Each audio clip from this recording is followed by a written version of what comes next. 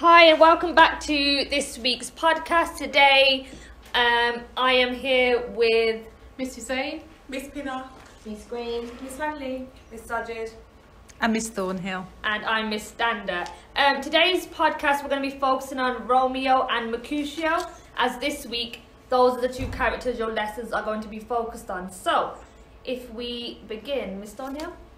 Yeah, so the last time we hear from Mercutio is in Act 1, Scene 4.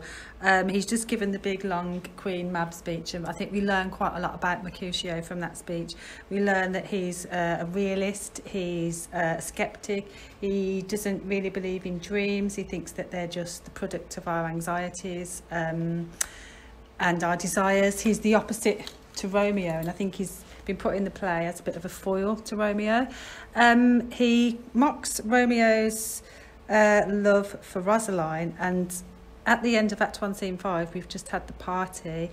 Romeo is no longer in love with Rosaline, but unbeknownst to Mercutio, he's in love with Juliet. Now, Mercutio seems really happy now that his best friend is over Rosaline, as he thinks that that love was just sexual desire, which makes us now, going into Act 2, Scene 1, think that maybe Romeo's new love for Juliet is just sexual desire. Yeah, I think also there's a clear distinction between the two characters at this point. Whereas Mercutio might see love as being more, he's focusing more on the sexual side of things, where Romeo is very emotional. Romantic.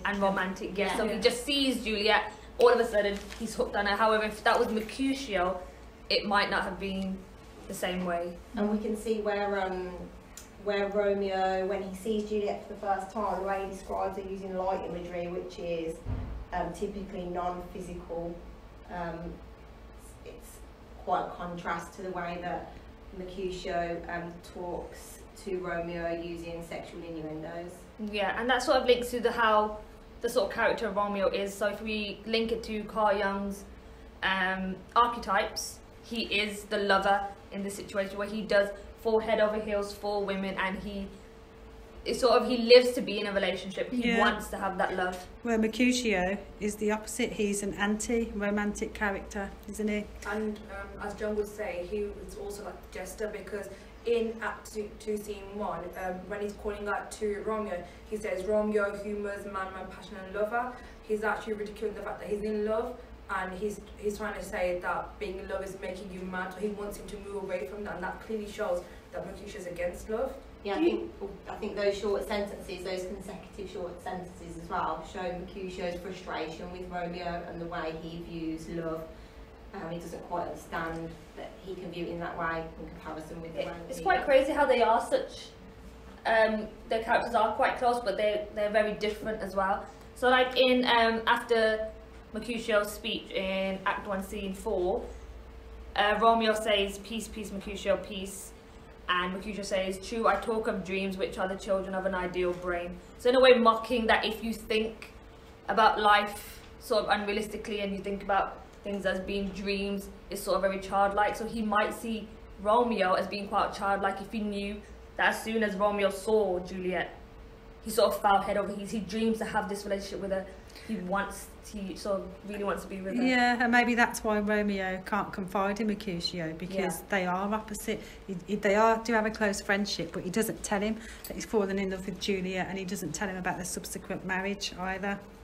So in a way they sort of balance each other out, I guess. That's what makes their friendship quite interesting in this play, because they are so different, but the characters balance off each other so well. and Romeo has a very feminine outlook on love as well, which the way he talks about Rosaline at the beginning, and how he's He's like a ladies' man, isn't yeah. he? Because he kind of fleets from Rosaline and then goes to Juliet. So quickly. So it's like, you didn't even love Rosaline in the first place then, and then you've just gone to...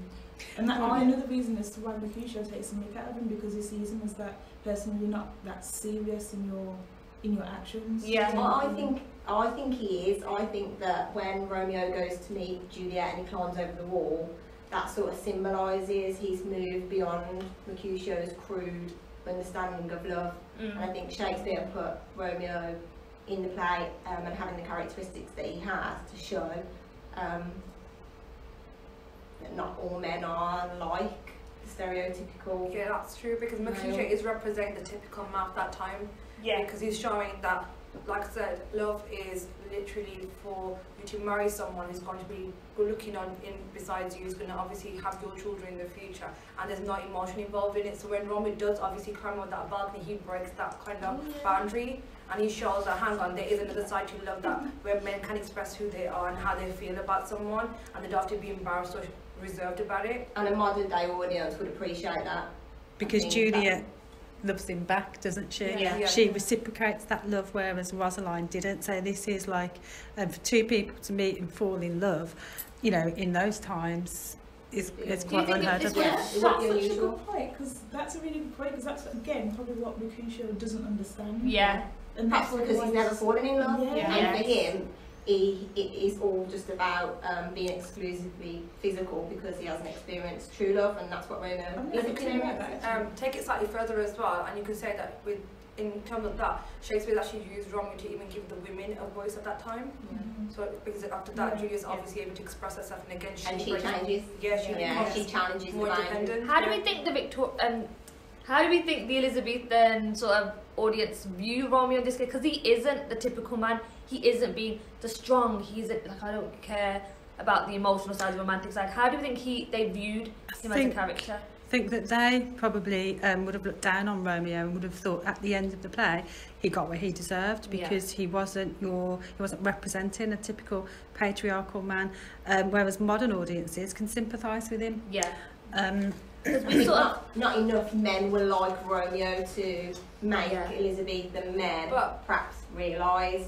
but in a way, I think Shakespeare showing that, even though some of the audience might not have agreed with what they've seen, it allowed some of the people who did probably agree with the way Romeo behaved to actually go out and be proactive, actually behave like that. Yeah. Which we could argue is why the idea of masculinity has changed so much over the years. We can link it today, because today we actually associate males to be more masculine if they are showing their emotion. yeah, we want that. We want Maybe more. Shakespeare wanted to create that change and break the boundaries in society to create that change for the future. Yeah. And then after that, many men were probably expressing their emotion more to their wives or to people they were interested in. Because if you link this to SMSC socially, it will be better if men did express their emotions. Because, like, if by Romeo expressing his emotions to Juliet, that helps their relationship sort of flourish. Had Romeo kept it to himself and was crude about it and was all into the sexual side of things, it would have pushed her away. Yeah, she'd lose the respect that she Yeah. has for him. But So he's And very also honest. respect for men in general. Yeah. But don't forget that at the time, I think, was Queen Elizabeth, was she at the head of the throne? She was, wasn't she, when Romeo? So if she's head of state, she's head of the country, Shakespeare has to keep her happy as well. He doesn't want to portray women, you know, as being somebody's the property of somebody else, and because she had all the power, and the reason why she didn't marry is because she didn't want to relinquish her power to a man. So through Juliet, I think he's expressing that women are strong, strong sort of characters. into the culture back then. She went against her dad as well. didn't She she? did, So I'm yeah, not doing yeah. that, I'm not going to get married to her. So And it's- she married, didn't she, before? But I feel like Juliet allows, because Romeo has a lot of growth throughout the play. He starts off being really fickle with his emotions, but then they gradually become stronger. But it's Juliet that allows him to express those feelings. Yeah. So she plays a huge role in Romeo's growth. Well, I think I'd agree. I think when we first meet Juliet, when her mum says, "Oh, can you have a look at Paris and see if you like him and marry him?" Juliet says, "Well, I'll have a look, and if I like what I see, I'll think about it." So she's already displaying to us that she thinks she has a choice, that she has a voice, when we know she doesn't. Yeah. I agree.